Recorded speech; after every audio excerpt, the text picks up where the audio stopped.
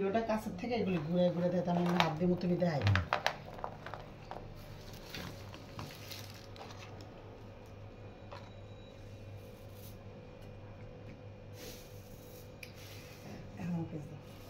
আসসালামু আলাইকুম। আজকে মানে মাহে রমজান উপলক্ষে, সামনে তো রমজান, তাই সেই প্রস্তুতি নিচ্ছি, পূর্ব প্রস্তুতি আর কি। আল্লাহ জানে বাঁচবো কিনা রোজা পর্যন্ত, তারপরও সবাই তো আশা ভরসা অনেক কিছু করে, তো সেইভাবে আজকে আমিও শুরু করেছি। আজকে বাজারে গিয়েছিলাম, গিয়ে কয়েক রকমের খেজুর নিয়েছি, যে এই ধরনের একটা খেজুর নিয়েছি।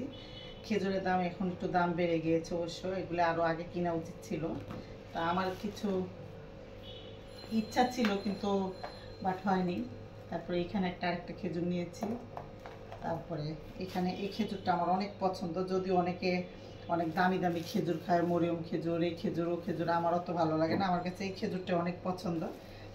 আমি এটা আমার জন্য প্রতি রোজায় 1-2 কেজি করে কিনি এবং আমি খাই, আমার খুবই পছন্দ।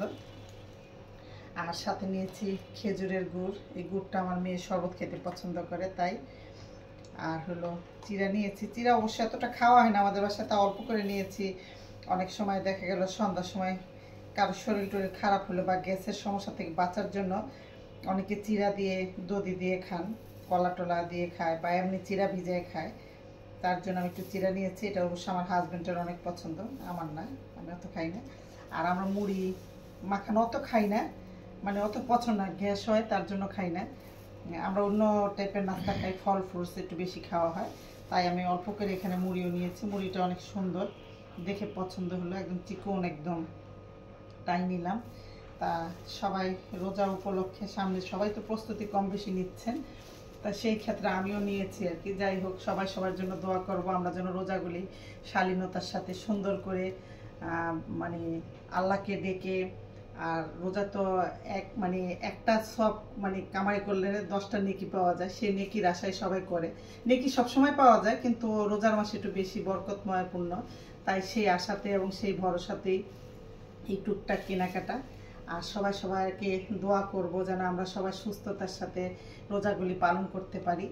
আর আল্লাহর একটা রহমতের মাস, এবং সবাই যেন সবার দিকে মানে সেই ধরনের আচরণগুলি সুন্দর করে রাখবো। রোজায় অনেক সময় আমাদের সবাই মেজাজ খারাপ থাকে, বা রোজা রেখে একজন আরেকজনকে বকাবাজি করি, এটা ওটা করি, রাগারাগি করি, এগুলো যাতে আমরা বর্জন করতে পারি।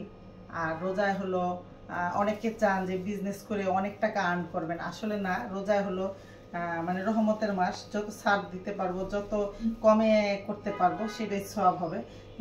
ঘরে কাজের যে সহযোগীরা আছেন তাদেরকে আমরা একটু কাজে ছাড় দিতে পারি, তাকে রোজা রাখার জন্য একটু সুযোগ দিতে পারি। কারণ কাজ যখন বেশি করে তখন মানুষ ক্লান্ত হয়ে পড়ে, তখন নিজে যদি আমরা কাজগুলি একটু ভাগাভাগি করে ওদেরকেও একটু সুযোগ দিই রোজা রাখার জন্য, সেটা আমাদের জন্য একটা সওয়াবের কাজ হবে। জাকাত ফিতরা এগুলি তো সবাই যাদের যেমন রকম অ্যাবিলিটি আছেন সবাই দিয়ে থাকেন, অবশ্যই দেওয়ার চেষ্টা করব। সবাই ভালো থাকবেন, আমার জন্য দোয়া করবেন, রোজাগুলো যেন আমি মানে সুষ্ঠুভাবে সুন্দরভাবে পালন করতে পারি। আল্লাহ হাফেজ, সবাই ভালো থাকবেন।